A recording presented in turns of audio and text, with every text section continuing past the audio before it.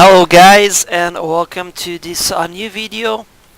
I'm gonna show you some advice and some settings I've chosen to fly the latest release of FSLabs A320 for P3D version 4.1. I've already installed the second release they have made, the one with some bug fixes like the the virtual cockpit shadows, which were missing in the first release due to some problems on the 3D model. Okay, so here we are in Rome Fiumicino on board the default Piper cab.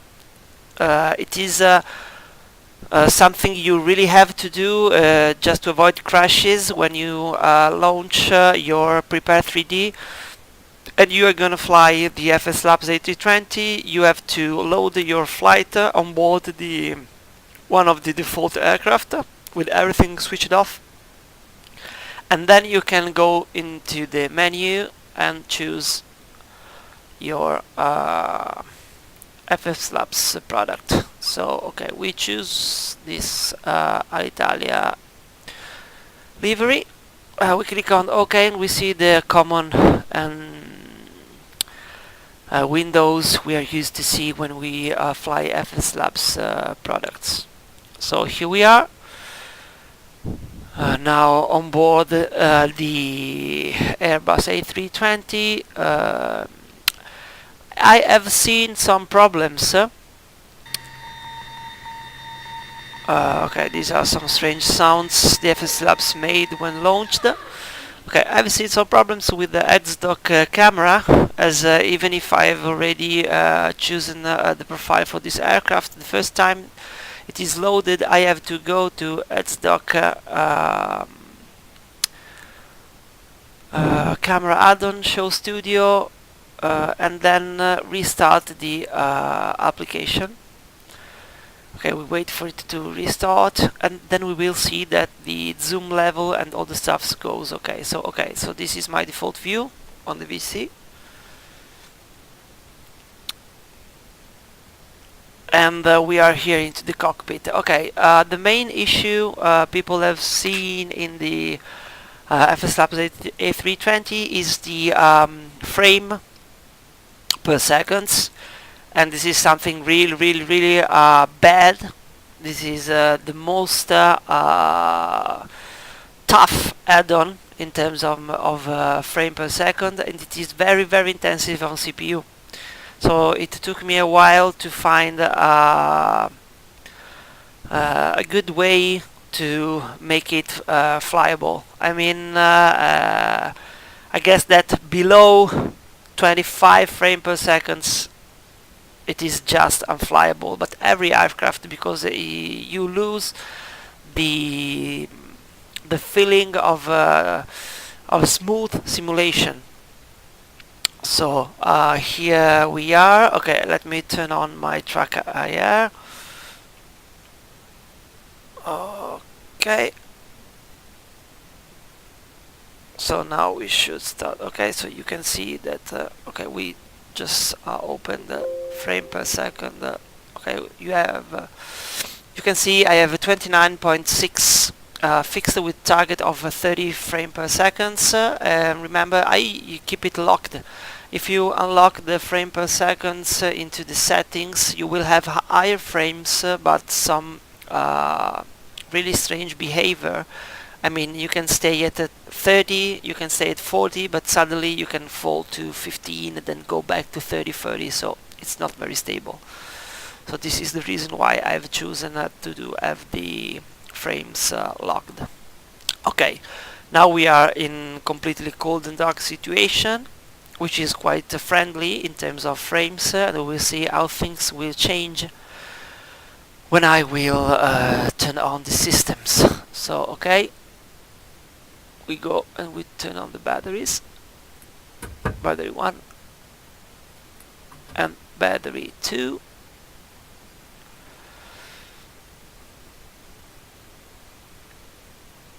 Okay, I have to tweak my track IR software, choose the right profile. Okay. Okay, so now it is slowly waking up. Okay, I open the CDU, the MCDU. Okay, so I go and check to have chokes in and the GPU in, so I can start to really power up the systems. Okay, external power on, navigation and logo on, emergency lights armed. Okay, Q supply on, and burn control for the cockpit voice recorder on. Okay, so you can see that my frames are quite stable. Sometimes the itch up comes when the tests are over and you hear the card recharge. Okay, now we switch on also this second.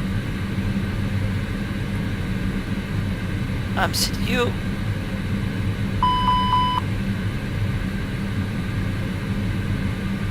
Okay, sometimes here is the point where frames start going down. You can see we can remain at 29.6.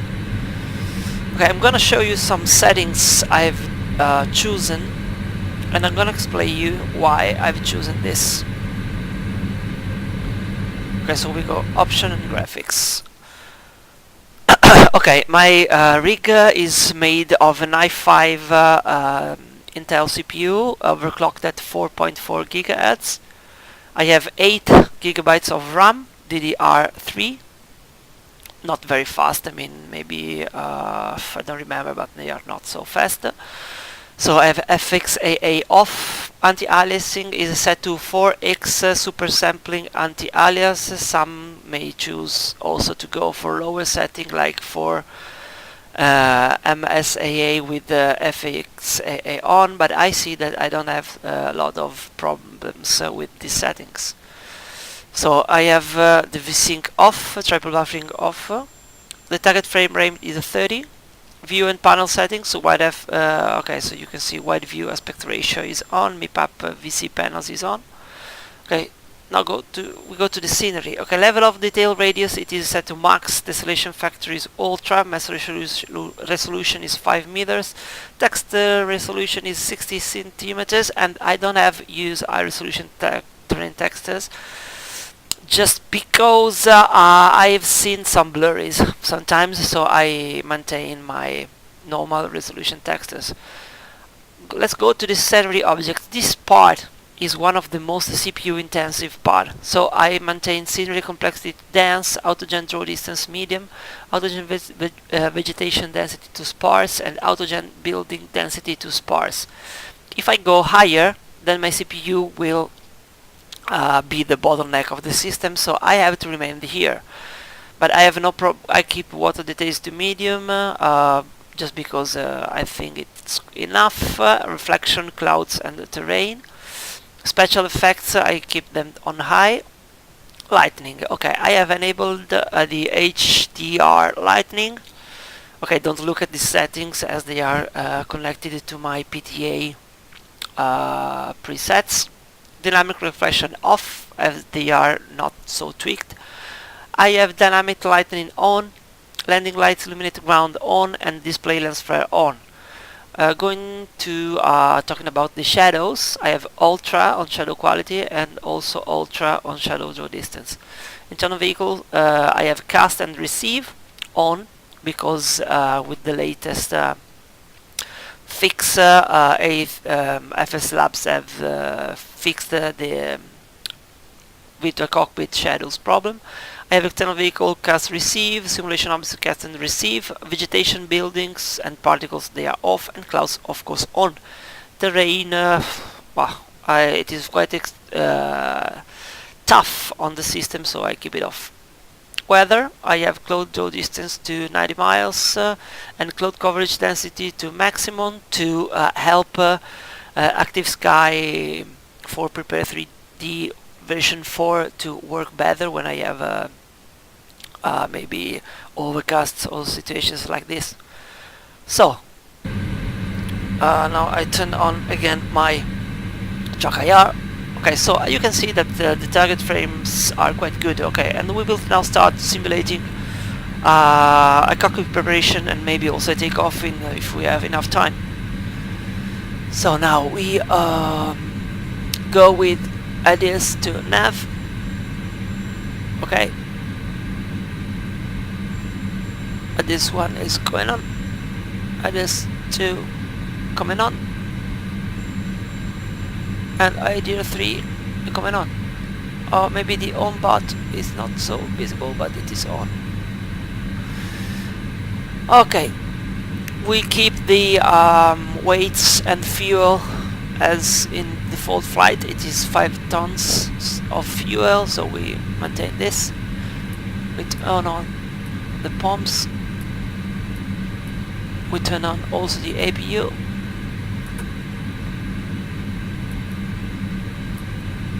Okay, so we wait for the APU to spool up. One of the newest things they have added in the proprietary version 4.1, okay, you have just hear the sound, it has suddenly changed. Let me tell you, I don't know why it did. I guess that this is a small bug in the dynamic sound engine proprietary as FSLabs developed for the proprietary 64-bit version of their product. Okay, so now the APU is pulling up. In the meantime, we can open up the MCU and we go for initialization. Okay, we go for LIRF, which is Fiumicino LIRF. Okay, alternate, we choose Ciampino Airport. Cost index we go for 25. Increase altitude we go for 160. We go to the flight plan. Okay, we just choose departure runway 25. We go with, I don't know, go here with CBL 6 Alpha departure and Reefy 7 Golf. Okay, then we choose LIF arrival. We go with ILS 16 left whiskey. We choose Elka 1 Alpha. I'm just putting things randomly and not following any plan. Okay, so now here I delayed this flight plan, this continuity. I check just the flight plan to be okay. We go then back to the initialization page. Okay, so everything is okay. We can, okay, now we clear. Here we have 4 minutes to wait for the IRS to be fully aligned.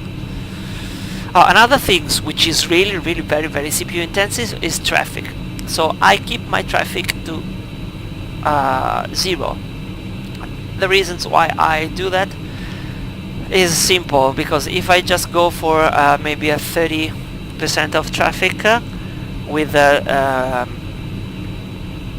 Spy AI traffic, which is the add-on I purchased some times ago, I immediately see my frames going below 20. So I remain like this, and if I want traffic then I go on BATSIM to have some friends in disguise. Okay, so now you can see the system is going on. You can see here also the ND of the copilot with some problems. I mean, there is some strange things happening here, as it is usually freezing. FSLabs is working on it and they are trying to figure out why, because they just wrote on their forum that there is they cannot replicate this issue in their systems, which is quite strange to me. By the way, this is what they say. So we are waiting. Now we go for to check the weather in Fiumicino.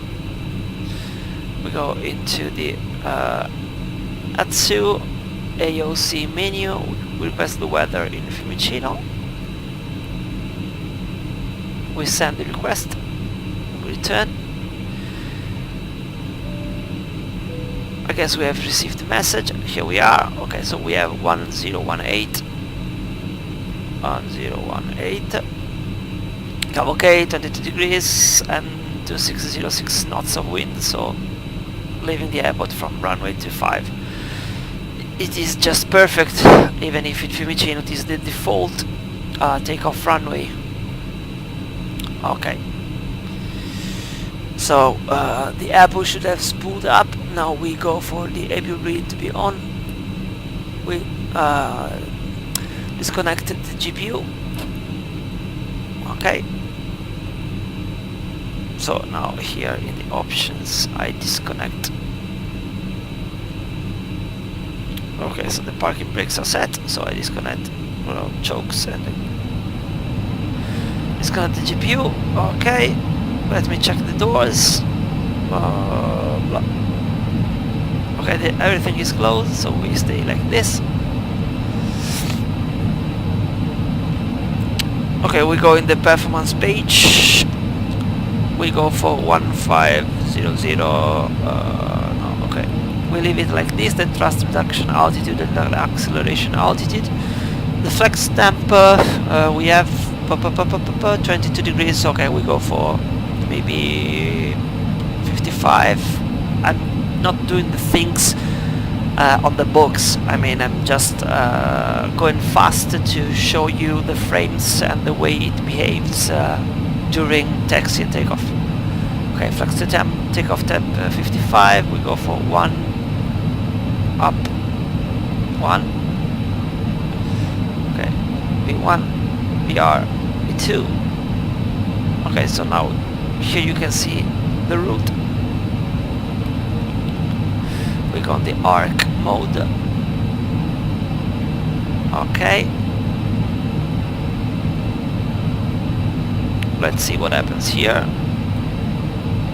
You see, I move to arc and then I have to wait. I switch the range knob and you see how slow it is.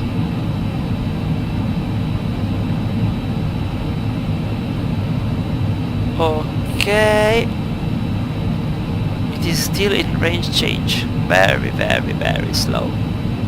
It is really freezed up. Even if we have good frame rate, the NG is really freezing up.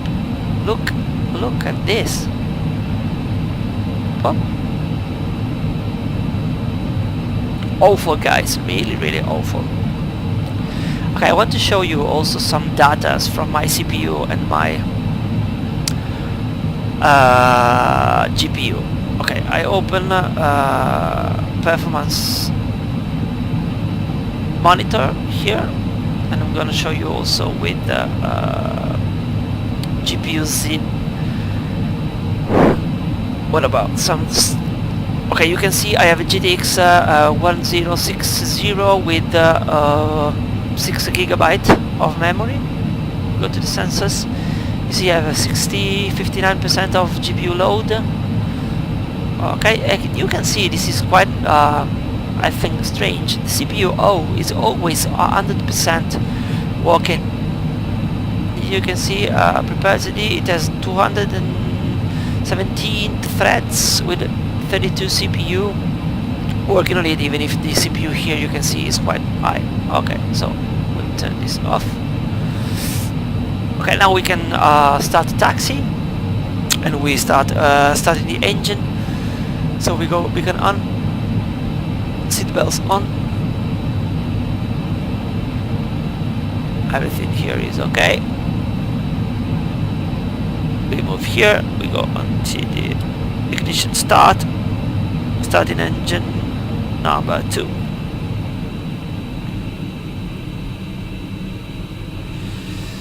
Okay. Talking about the quality of the VC, I must say that the guys from FSLabs should have done a better work, as even if it is using now high quality textures, I mean it's not that good, and it is really heavy on frame, the way they have done the V2 cockpit. Okay, so I go here on the second QNH selector of the FO to put it to 1018. Okay, so engine number 2 is now available. We start engine 1.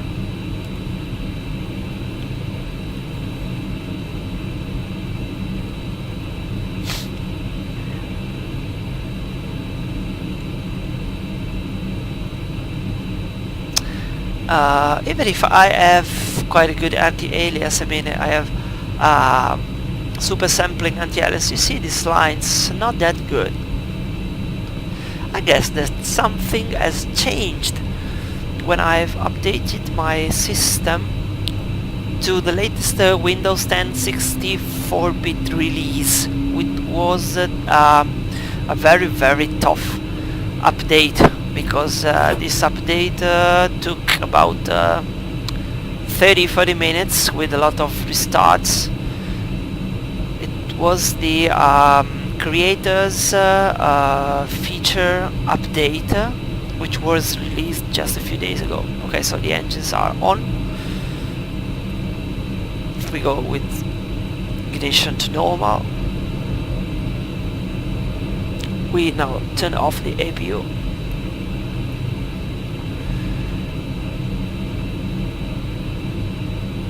Okay, so we turn on the nose light. We smooth the flaps. Okay. So flaps are going into position 1 plus F. Okay. So now we go with auto brake to max. We arm spoilers.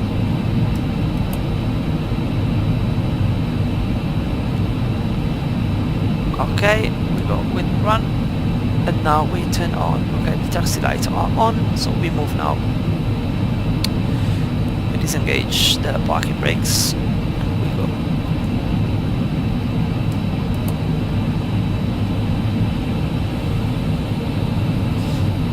Okay, the CFM engines are really slow in spooling up. Okay, we push the comma on the keyboard to activate the nose wheel steering button.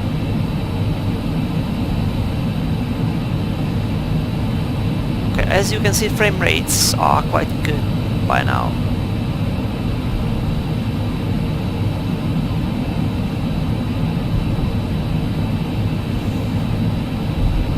As I told you before, I definitely prefer a smooth experience instead of a very eye candy simulator.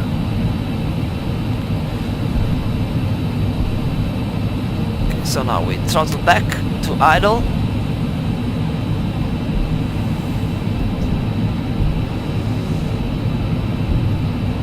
Poste Italiane, which is the Italian postal company. Can we go for TO config test? Oh, you can see here sometimes it freezes, then it moves. Okay. We brake a little bit.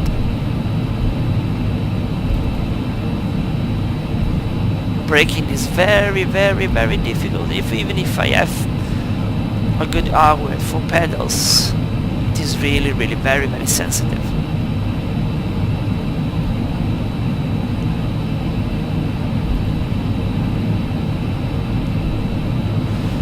Okay, we have to go to Bravo Alpha, holding point for runway 25.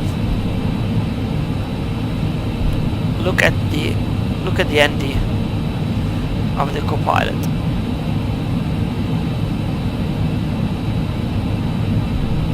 It is just not moving at all.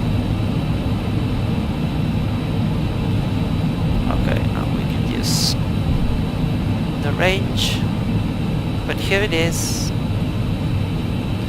Nothing happens.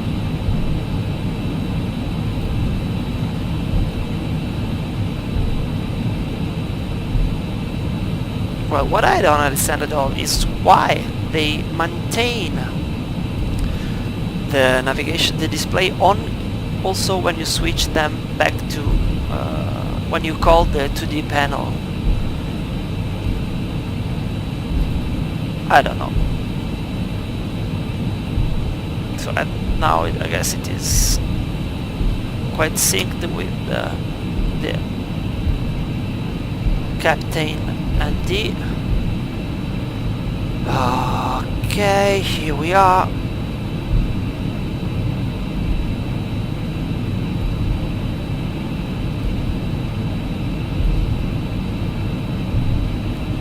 Look at that.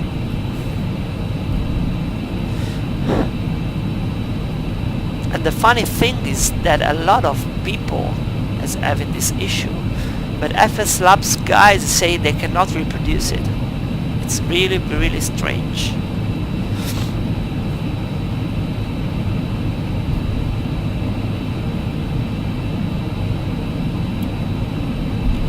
And what I don't like about the FSLabs guys is that it's very hard for them to say, okay, we made a mistake, we have a problem, we have to fix it. They usually try to say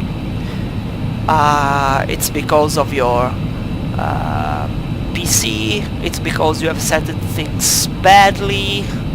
They never really try to understand if they've made a mistake. They always start saying it's your fault. Okay, now we turn on the landing lights, take off lights for the nose lights, runway turn on. Okay, so the strobes are on. We turn on also the I see my frames going down here. I guess it is something that has to do with the lights I've just turned on. Let me see. Okay, as soon as I lower my view, here you can see that something is changing. Okay, let's try to turn off the lights. Let's see if this makes a difference. Yeah, so there's something with the lights. Is it the nose light? Let's see. No, it has to do,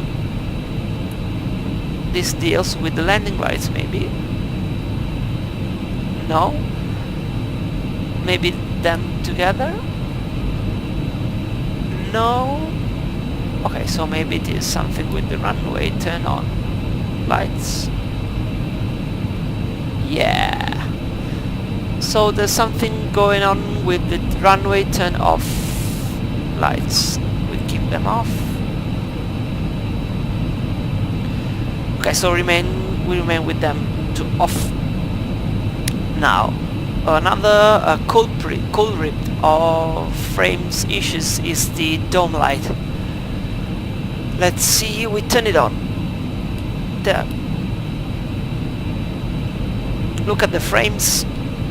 18, guys, 18. Look how this looks. It is really awful. We turn it off. Okay, now it's back to normal. Do you know what FSLabs told about this issue? It's because of Lockheed Martin. It's not our fault. Maybe yes, maybe no. Okay, now we take off.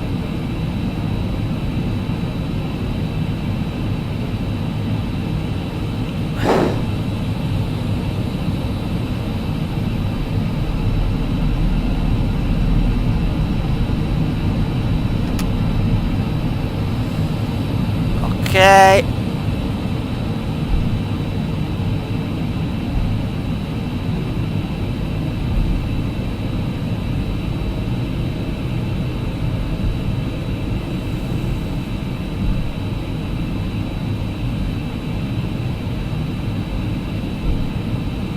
Okay. Stop here. Now I press again the comma button on the keyboard just to release the nose wheel steering. Okay, here we go.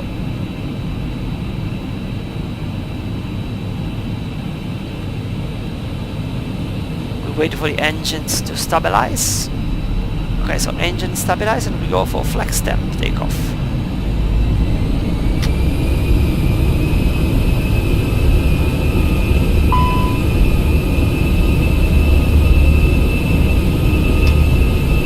Okay, manual flex 55, SRS runway and auto thrust blue. Power set.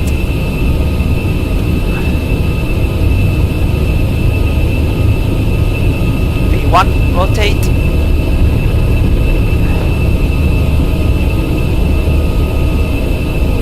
So here we are, positive climb and gear up.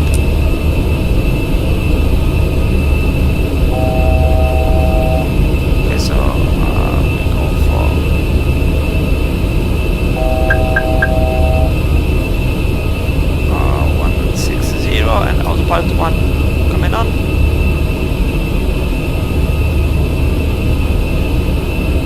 Okay, so we have now predictive windshield to off.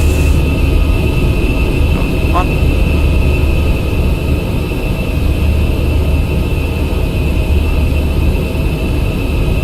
We turn off the taxi lights.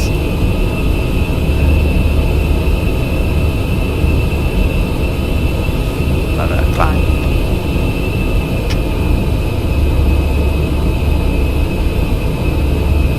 And flap 0.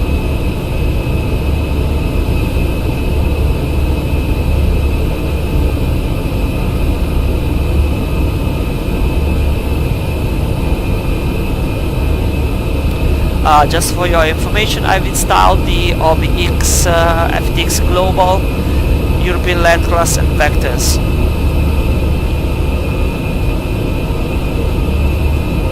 So now we disarm the spoilers.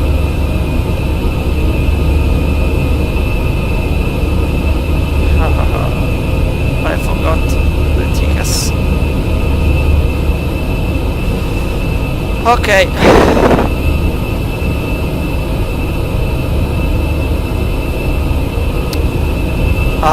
Well guys, let me tell you, this is it. This is a great add-on. I cannot say anything about it. It's the most complex Airbus add-on we have ever seen in the simulation world. Nothing compares to it. But I guess that the guys from FSLabs should really work on it. I mean, it needs to be tweaked.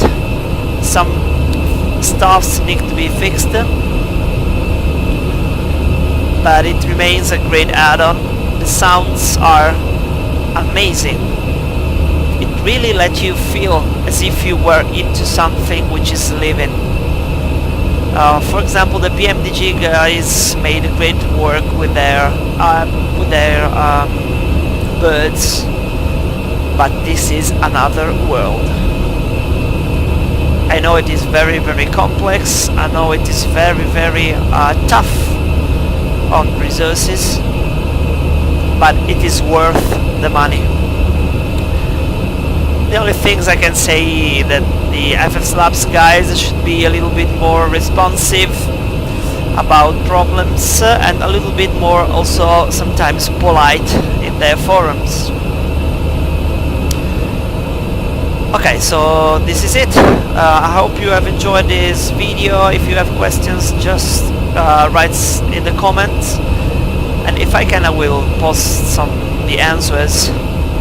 So, and also if you need some more tests on this bird, just ask me and I'll do my best to answer you. So So thank you for watching and bye bye.